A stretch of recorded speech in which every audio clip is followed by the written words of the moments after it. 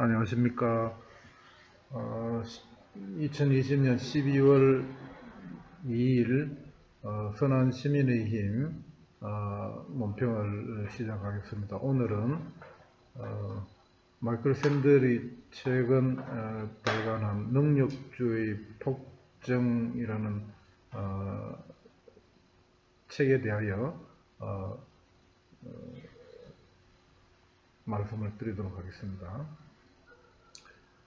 이 능력주의라는 게 사실은 근대 합리주의 문명과 더불어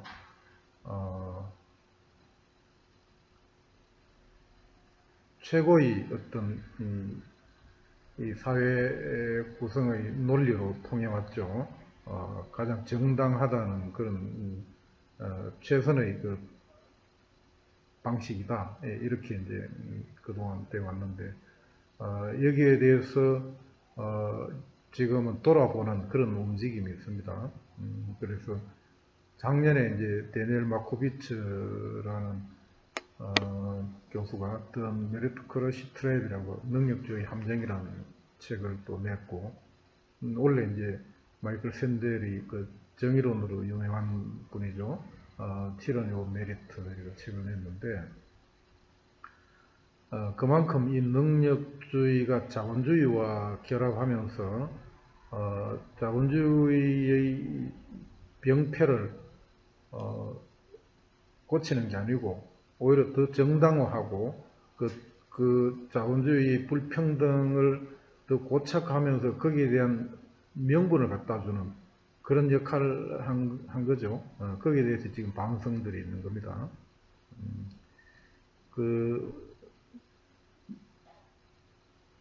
능력주의로 사회의 이동성, 사회 성과 체계에 대한 보상을 하기 전에 그전에 우리 계급 사회였죠. 소위 말해 계급 사회, 신분제 사회.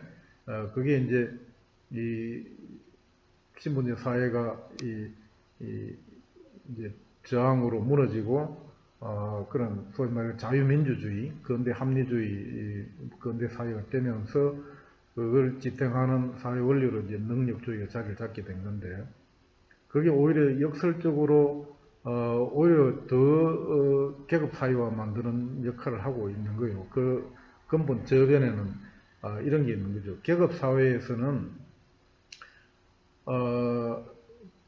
태어나자마자 그 사회 제도가 계급 사회고, 그리고 신분제, 카스트 제도 이런 거에 있으니까 대부분은 뭐 본래 그렇구나 하고 이제 순종을 하지만은 그걸 가만히 그 곰곰이 따져보는 사람이 예를 들어 있다면은, 그거는 조금이라도 의식이 있는 사람이 생각해 보면은 계급 사회는 정당하지 않다.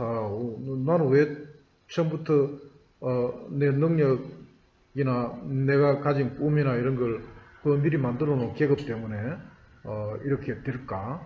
이게 왜 운명적으로 미리 정해질까? 여기에 대해서 회의나 이의를 제기하게 되고 저항을 하게 되고 해서 뭔가 새로운 걸 만들고자 하는 기존의 질서를 깨고자 하는 출발이 될 수가 있는 거죠. 그런 측면에서는 오히려 계급사회가 평등을 향한 에너지가 축적될 수 있는 거예요. 그런데 능력주의 사회라는 걸 이제 도입한 다음에는 어떻게 되겠습니까? 현재 그 사람의 위치나 그 사람이 갖고 있는 뭐 영향력이나 재력이나 권력이나 이게 다 그 사람 능력으로 그렇게 됐다고 이야기를 해버리는 거예요. 그렇기 때문에 왜 거기에 야 임마 반항하고 저항하냐고, 그 일을 토도 다르면 안 돼. 너가 무능해서 그런 거야. 너가 노력하지 않고 너가 태어난 자질이 부족해 그렇다. 이런 식으로 합리화 정당화 해버리니까 오히려 이 능력주의 사회가 되면서 오히려 더 계급 사회가 되는 구실을 만들어줬다. 그래서 능력주의가 과연 공정한가, 또 공정하다 해가 그게 또 정의인가, 이런 문제가 제기가 되는 겁니다. 그 공정이란 단어가 이 문재인 정부 들어서면서 이야기를 많이 하면서 공정이 뭐 모든 걸 해결하는 듯이 그 단어를 이야기하는데 오히려 큰 함정이 문제가 있죠. 공정이라는 거는 현재 주어진 그 틀이나 룰이나 그 상황 하에서 이 합리적으로 그 상황 하에서 이 억울하지 않게 이 진행되는 걸 공정이라 하는 것 뿐이지, 거기에 그 상황이 판이 짜진 게 불평등하고 거기가 정의롭지 않게 짜졌다는 것까지는 보지 않는 거예요. 예를 들어 시험을 보러 갔는데 그 시험 그냥 다 같이 와서 시험만 보면 되는 거예요. 예? 그걸 공정하다 생각하는 거죠. 그런데 그 시험을 보러 오기까지 그 온 사람들은 많은 이 계층의 차이가 있고 공부하는 과정에도 차이가 있고, 누구는 오다가 아침에 사고가 나서 올 경우도 있고, 어제 누구하고 싸워가지고 아니 부모한테 얻어맞아가지고 심리 상태나 아니면은 그동안에 가난해서 공부를 못하고 오는 경우도 있는데, 그런 걸 전체를 고려하지 않는 거예요. 그런 상황들을. 그리고 그냥 그 시험장에서 시험만 보면 되는 거예요. 그걸 공정하다 하는 겁니다. 그래서 그 공정이 정의롭습니까? 정의하고는 관계없는 거죠. 공정이 정의로울 수도 있는 거예요. 그렇지만은 대부분은 공정함만으로 정의롭지 않은 겁니다. 능력주의도 곧 그런 문제를 본질적으로 갖고 있는 겁니다. 이 능력주의가 다른 말로 이제 실적주의, 또 그 중에 한 부분은 학위주의라고도 이야기되는 겁니다. 이 능력의 평가에 가장 핵심적인 영향을 미치는 게 교육을 통한 학력이죠, 학력. 그걸 통해서 이 사회에서 모든 평가를 하는 것도 실적을 따지고, 실적이 있니 없니, 그 실적의 과정은 별로 중시하지 않아요. 그리고 또 능력주의는 곧 다시 말하자면 결과지상주의하고도 상통하는 겁니다. 그런데 우리가 능력주의가 그나마 정당하기 위해서는 전제가 그 사회가 부패하지 않아야 되지 않겠습니까? 부패하면은 그 능력주의 기본적인 이론은 각자의 능력만큼 그 보상을 받는 거기 때문에 정당성을 최소한 가질 수 있는데, 부패했다면 그 전제가 무너지는 거 아니겠습니까? 부패해서 능력이 그 사람이 타고난 탤런트 외에 돈의 힘이나 권력의 힘으로 부정부패해서 돈 처발러 가지고 더 많은 결과를 갖고 가버리게 되는 거죠. 부패한 사회에서는 아무것도 성립이 되지 않죠. 그래서 이 능력주의라는 것은, 그런데 이전에도 사실은 우리 동양에서는 과거 시험제도, 그 이전에 그 수나라 때 정식으로 그게 이제 성립이 때가 우리는 고려 때 후주의 상기가 들어와서 과거로 이제 인재 등용의 합리적인 제도가 된 건데, 그 이전에는 이 지배층이 혁명을 하던 해가 왕조를 성립했으면 이 혁명을 일으킨 왕족과 귀족을 중심으로 그 사람들이 이제 추천하고 자기 친인척 등용하고 뭐 이런 식의 소위 말해 역관제나 뭐 이런 그런 인사가 있었는데, 거기에 대해서 이제 다수가 기회가 뺏기고 불평등하다. 그리고 국가 전체를 위해서도 인재가 두루 등용되는 게 좋고, 또 그런 식으로 하다 보니까 왕권이 심하게 제약을 받겠죠. 그 신하들, 귀족들이 자기 사람들만 한 채가 탑을 지어가 왕을 견제하니까, 그래서 수나라 정도 돼서 이 황제의 힘이 세어졌을 때, 그 이제 정식으로 시험 봐서 뽑자 이렇게 된 거죠. 그리고 이제 동양의 과거제는 시작이 된 건데, 그 과거제, 그리고 이제 우리가 고려 조선에 들어와서 정립이 됐지만, 그 과거 시험도 결국은 부패하게 되면은 과거 시험 감독, 시험 출제위원 이 자들이 문제 빼돌려 가지고 지 제자들한테 가르치고 몰래 하고, 그 시험 감독관에 대해서 시험 채점할 때도 그게 이제 고려 사학이 붕괴되가 고려가 망하는, 왕조가 망하는 과정에서 교육의 부패가 핵심으로 자리하는 거죠. 조선시대에 와서도 과거가 부패해서 돈 주고 받고 대리시험도 보고 뭐 온갖 문제가 생기고 하지 않습니까? 그래서 이 능력주의는, 부패한 사회는 능력주의는 그 가당치도 않은 이야기가 되는 거예요. 그런 측면에서 한국 사회는 뭐 이거 능력주의 그 전혀 명분도 없고 있는 놈 새끼들 뭐 저거 합리화하는 것 뿐이죠. 왜냐하면 부패한 사회에다가 온갖 돈질로 전부 돌아가는 사회 아니겠습니까? 그래서 이 한마디로 말해서 능력주의는 출발선에서의 불평등, 출발선에서 부자와 가난한 자가 전혀 다르고 전혀 다른 세상에 산다는 걸 전혀 고려하지 않아요. 출발해서 불평등하든 말든 그거는 내 알 바 아니다. 이게 능력주의니까 말도 안 되는 거 아닙니까? 소위 말해가 기울어지는 능력, 어떤 놈은 높은데 있고 어떤 놈은 낮은 데 있는데 똑같이 이렇게 시합시키는 거는 그건 불평등한데, 이 능력주의 사회의 관점에서는 그런 출발해서 불균형하고 불평등하고는 관계없이 결과만 시험만 쳐가지고 그 결과만 따지겠다는 거예요. 그러다 보니까 소위 말해가 어떤 과정, 플로우적인 측면을 무시하고 스타, 현재의 그 시점으로만 그 우열을 매기고 보상을 한다. 이런 측면이니까 근본 문제가 있는 거 아니겠습니까? 그러면 능력주의가 갖고 오는 폐해를 다시 한번 좀 요약을 하자면은, 이 능력주의는 근본적으로 이 자본주의의 물질 이익만 추구하는 인간의 욕망이 무한대까지 갈 수 있는 이 자본주의를 결합함으로 인해 가지고 신노예제, 신계급 사회를 급속도로 만드는 게 이 능력주의라는 거예요. 우리 사회를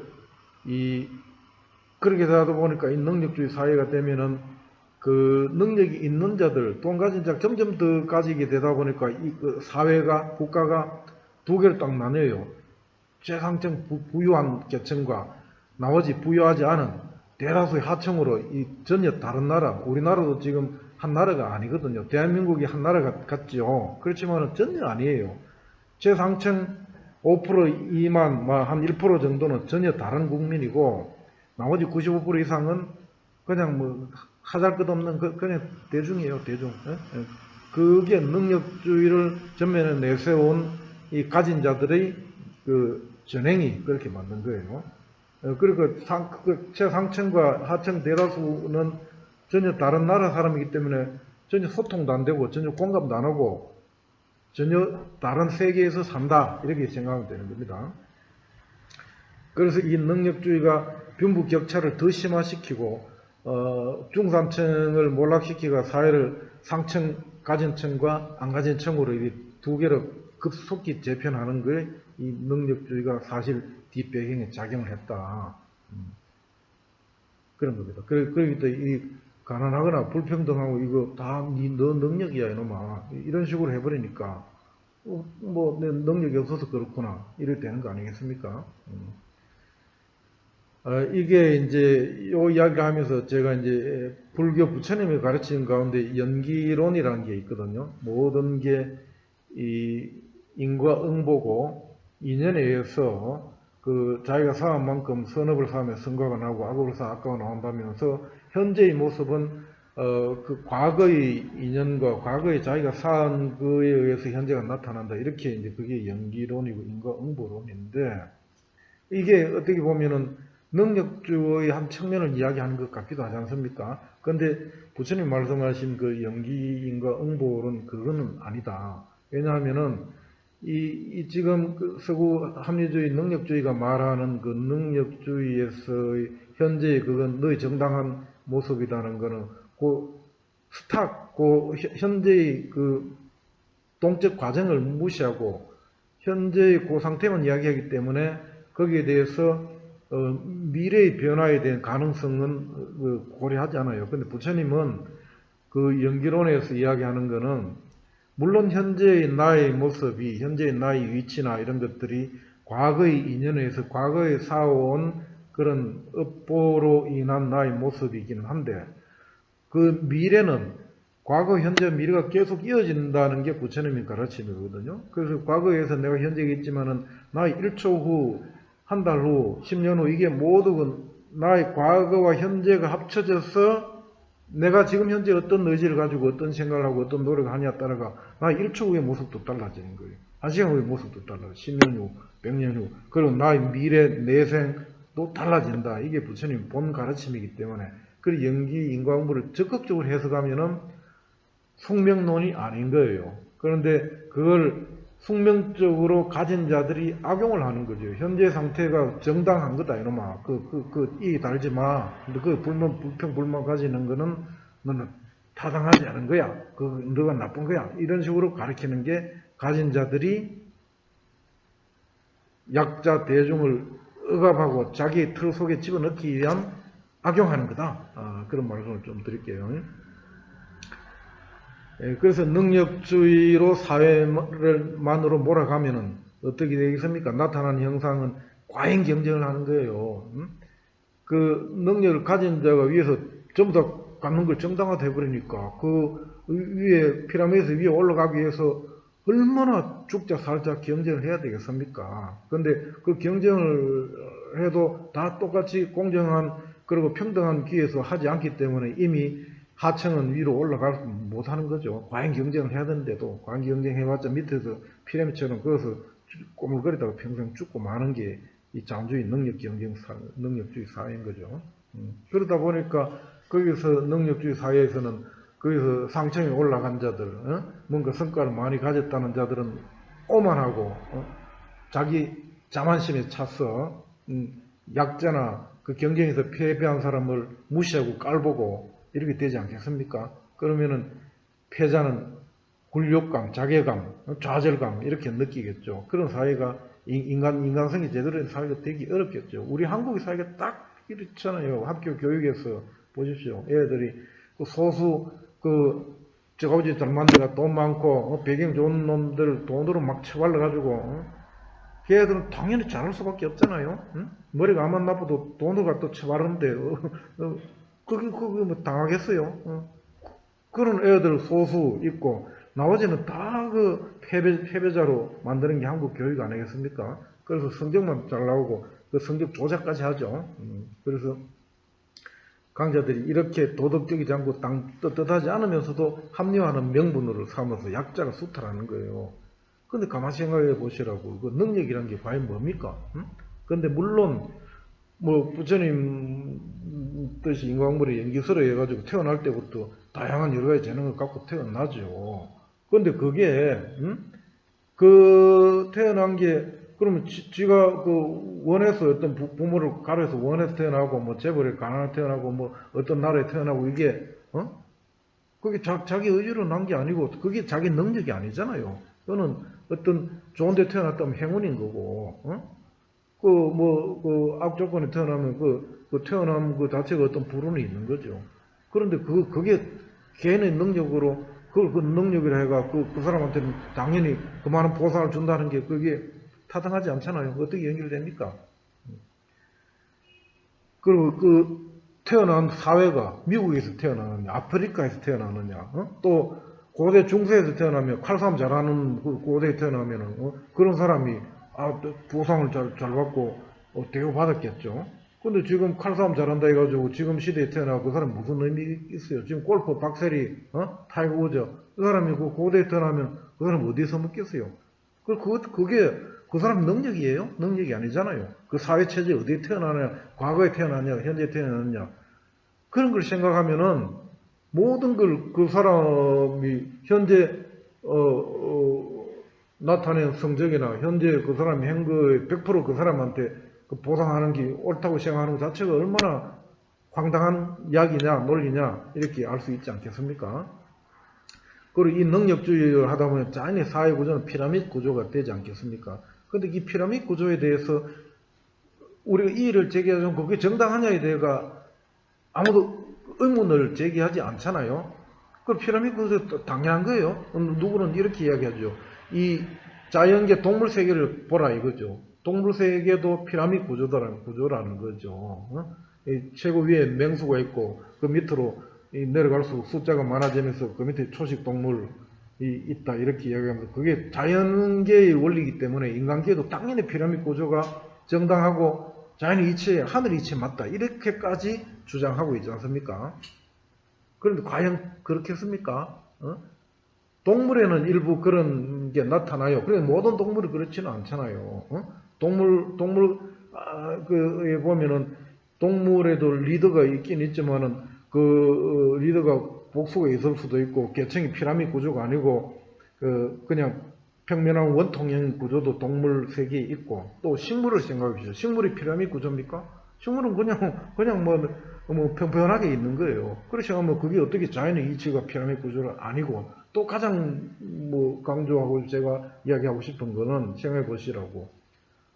동물은 그 피라미드 구조여도 문제가 별로 없어요. 왜냐하면 동물은 자기 때에 죽고 실컷 누리더라도 그 상속이 안 되지 않습니까? 그리고 동물은 아무리 욕심이 많아도 자기가 먹는 게 한계가 있기 때문에 사자와 호랑이가 멧돼지를 10마리 잡았다 10마리 지가 다 못 먹잖아요. 자기가 먹을 수 있는 한계가 나머지는 어쩔 수 없이 다른 동물이 주워 먹을 수밖에 없잖아요.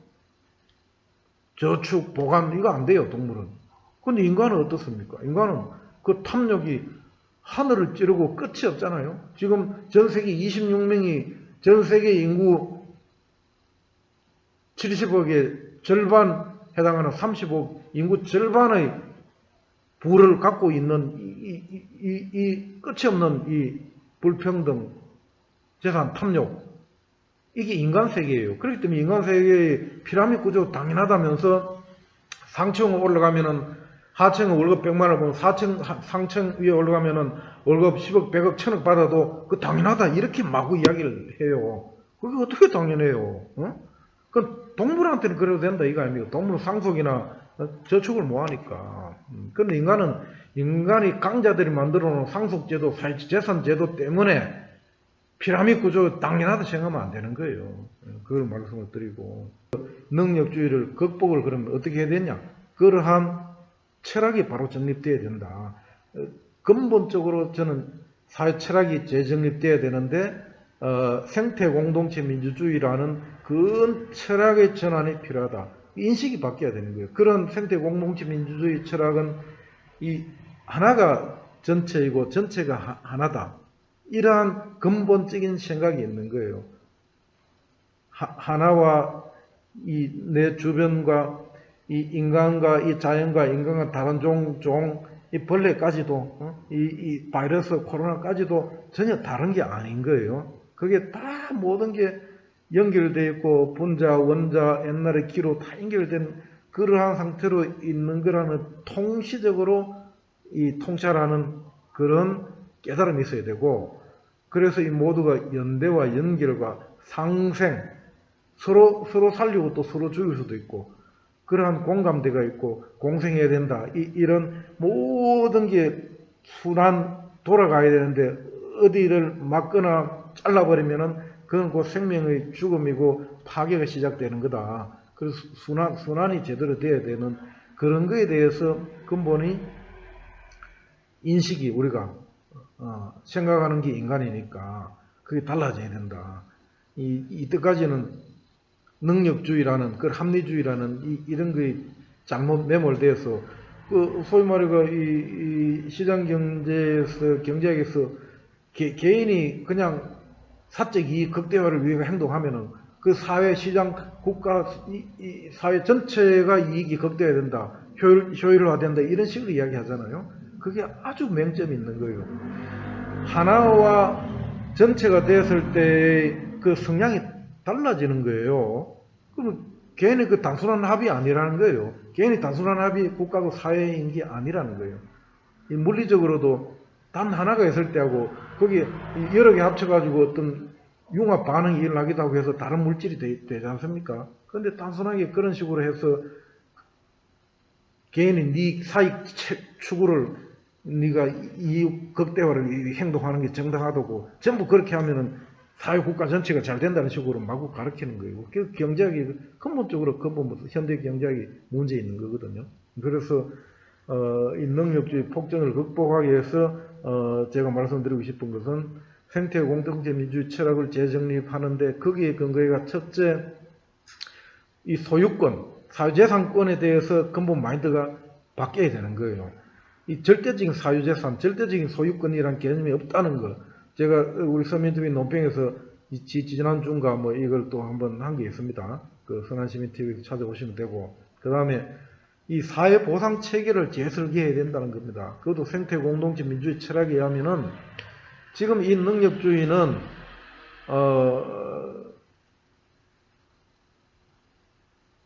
이긴 자는 더 많은 누진적으로 보상을 하고 이걸 당연시 생각하는 거예요.